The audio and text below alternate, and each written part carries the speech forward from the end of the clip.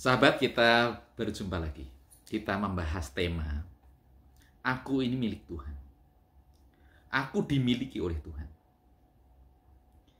Tema ini kedengaran sangat menggembirakan.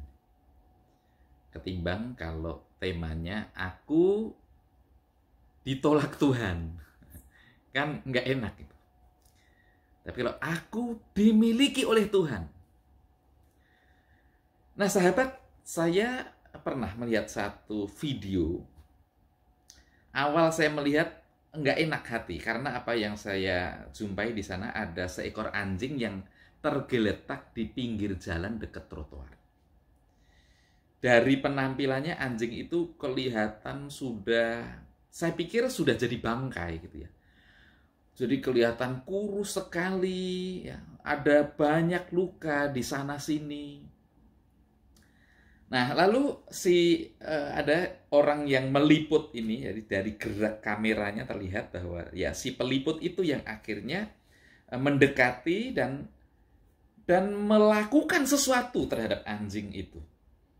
Jadi ceritanya anjing yang sedang sekarat, yang hanya tinggal tulang dan penuh dengan koreng itu dibawa pulang. Lalu di situ dia membuat dalam video itu hari pertama. Bagaimana anjing itu masih belum berbeda dengan yang pas pertama diperlihatkan di video itu. Lalu mulai hari kedua, anjing itu sudah mulai terlihat ya lebih bersih karena memang dibersihkan, dikasih makan. Ya. Walaupun awal memberi makan juga tidak seperti memberi makan anjing, tapi seperti memberi makan sonde gitu ya, menyonde anjing itu dengan susu dan sebagainya karena belum bisa makan makanan yang keras gitu. Sampai di hari ke-15 ya, setelah dia mulai belajar jalan, dia juga mulai kelihatan lebih gemuk, hingga akhirnya anjing itu ya, penampilannya berubah 180 derajat. Sangat berbeda dengan awal ketika anjing itu ditemukan. Nah, saya sengaja mengambil penggambaran tentang anjing itu ingin untuk mengatakan tentang saya memakai diri saya. Di hadapan Tuhan itu kurang lebihnya saya tidak berharga, sama seperti anjing yang sudah sekarat yang ditemukan di pinggir jalan tadi. Tetapi oleh Tuhan ya, dirawat, dibawa pulang, diobatin, diberikan makan, sampai seperti halnya anjing, kita sampai pada keadaan kita hari ini.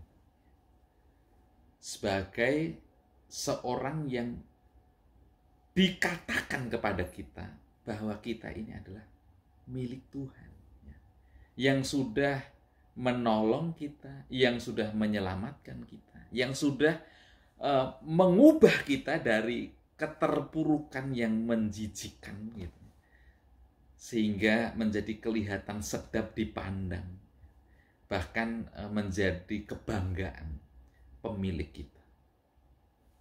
Nah, seperti firman Tuhan di dalam 1 Petrus pasal 1 ayat yang ke-18-19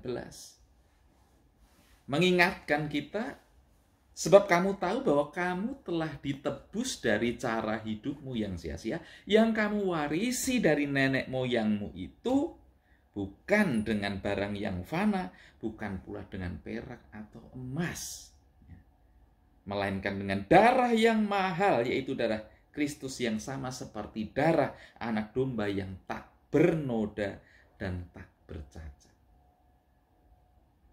Jadi tidak mudah orang yang menyelamatkan anjing itu hingga akhirnya dia bisa mengubah keadaan anjing itu menjadi sebegitu baiknya. Di situ ada pengorbanan, di situ ada penyangkalan diri. Di situ ada sesuatu yang orang lain tidak mau lakukan, tetapi orang itu lakukan.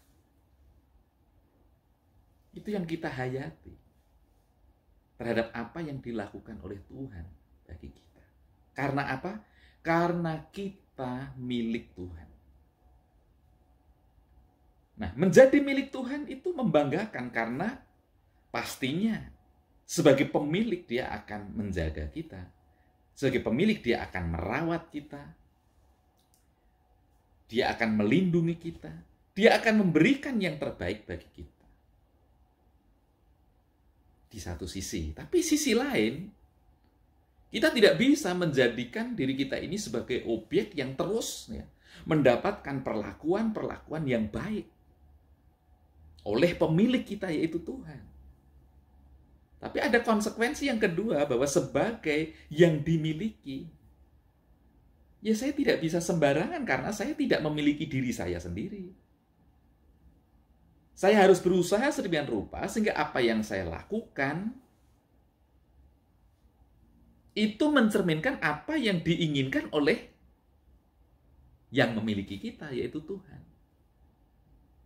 Kita tidak bisa sembarangan, seenak-enaknya melakukan sesuatu dalam hidup kita, sesuka-sukanya tanpa mempedulikan apa yang menjadi harapan dan keinginan dari yang memiliki kita, yaitu Tuhan. Maka menjadi milik Tuhan itu di satu sisi membanggakan. Tetapi di sisi lain itu bukan hal yang mudah. Apakah kita betul-betul bisa mencerminkan diri kita itu sebagai yang dimiliki oleh Tuhan? Tentu ini konsekuensinya tidak mudah. Dia yang sudah berkorban untuk merawat kita, memberikan yang terbaik sehingga kita menjadi miliknya. Pastilah sekarang kita yang sudah dimiliki oleh Tuhan juga akan melakukan yang terbaik bagi Tuhan, bagi yang memiliki kita, melalui kehidupan kita. Dengan apa yang kita kerjakan, dengan apa yang kita lakukan, semuanya itu bisa mencerminkan bahwa memang kita sungguh-sungguh adalah milik Tuhan. Nah, sahabat, sampai di sini kita bertemu dan kita akan berjumpa kembali di lain waktu. Tuhan memberkati kita.